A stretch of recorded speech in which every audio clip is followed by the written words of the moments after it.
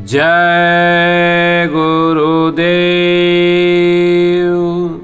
एक बार परम पूज्य स्वामी जी महाराज ने सत्संग सुनाते हुए कहा, सांसारिक जिम्मेदारियों का पालन कर्तव्य समझ कर करो, वरना ऐसा हो जाएगा कि संसार के साथ आप बच जाएंगे जैसे कमर में रस्सी लगी हो।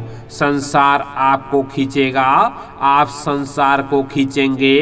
कर्तव्य समझकर करेंगे तो सब ठीक हो जाएगा। स्वतंत्रता आंदोलन चल रहा था तो जनता से यह कहा गया था कि हम धरती पर स्वर्ग उतार लेंगे। मान लिया ऐसा नहीं हो पाया तो स्वर्ग की छाया तो धरती पर होनी चाहिए थी। महापुरुष यह चेतावनी देते हैं कि जीव तुम इस संसार में कैसे फंस गए।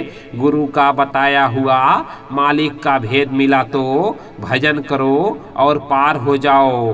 मन बुद्धि चित्त एक मसाला है, अपने भंडार में पहुंचकर ये समाप्त हो जाते हैं। आत्माओं में ऊपर एक छिपी हुई गंदगी थी, उसको नीचे निकालना था। सबसे पहले शक्तियाँ उतारी गई, उनमें सबके साथ अद्रोग्नियाँ लगी थीं। फिर इन शक्तियों को एक एक स्थान दिया गया।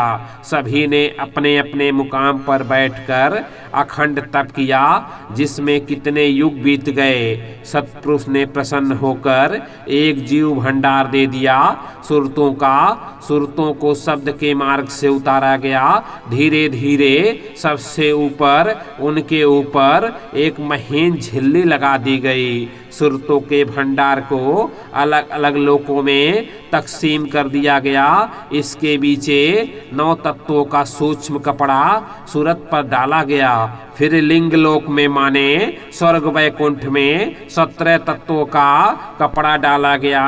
उस समय आत्मा निर्बंधन थी, छड़ों में नीचे से ऊपर चढ़ी जाती थी। आदमी की 1 लाख वर्ष की आयु थी। समय पूरा हुआ, सूरतें वापस अपने खजाने में पहुंच गई। फिर निरंजन भगवान ने अपनी शक्तियों को नीचे उतारा। ब्रह्मा को समाधि में वेद वाणी हुई, जिसको उन्होंने पेड़ की छाल पर लिखा। इसमें पाप पुण्य का विधान था। ब्रह्मा से कहा कि सबको सुना दो। उस समय केवल एक भाषा संस्कृत थी, जिसकी एक अंग मात्र झलक आज भी केरल में मिलती है। जय गुरुदेव।